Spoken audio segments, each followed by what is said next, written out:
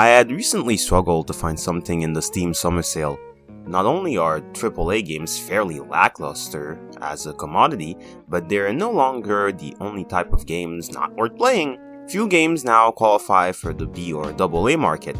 Now everything is a giant, overproduced project or a small indie title, and as we know, can we qualify something as indie when they're funded by the government? Even if they're not funded by such entities, a lot of them carry the same aesthetic and messages such propaganda would.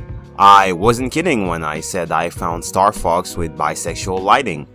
Most of them, if they don't have the outright style, they feature characters or theme that clearly reflect their ideas and taste. And it also happens that there is a lot of modern games, indie games, with furries in them for some reason. One of the games that we're going to talk about today is Yellow Taxi Goes Vroom. This game is a tragedy because it had the most video game a video game has been in a while. It has that thing that Miyamoto was talking about. It's just good to play. It feels good and the level design and mechanics are superb. There are some flaws to address, but this isn't a review. My problem with Yellow Taxi Goes Vroom is that the humor is such shit. Okay, to be fair, I was being hyperbolic. It doesn't really taint the experience that much. It's just that when the humor comes in, it really drives down the entire mood in the room. It might seem like reaching, but it always starts like that, doesn't it? It's clearly low bar Reddit humor, and we know how Reddit users are. Most of it immediately outdated current day memes. Some that may have been outdated for a while. Others make me doubt the leaning of the creators. I'm not interested in knowing people's leaning. Just make art. Most people can't add their political views into something without turning it into propaganda.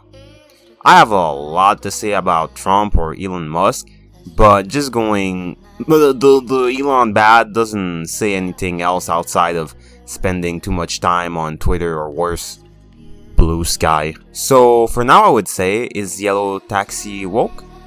Maybe it's just really lame jokes, but who else would convey such opinions?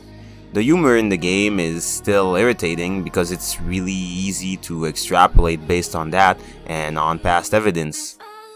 The next game from the studio seems to have done away with that kind of humor and seems to be going the route of shotgun roulette. In any case, so far the game has proven more than decent.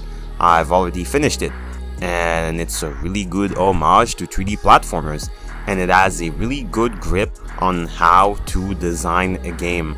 I swear, game design is an art that is dead and wasn't alive for very long. I would recommend it so far. The devs have really kept their opinion to themselves, but I still have a shadow of a doubt.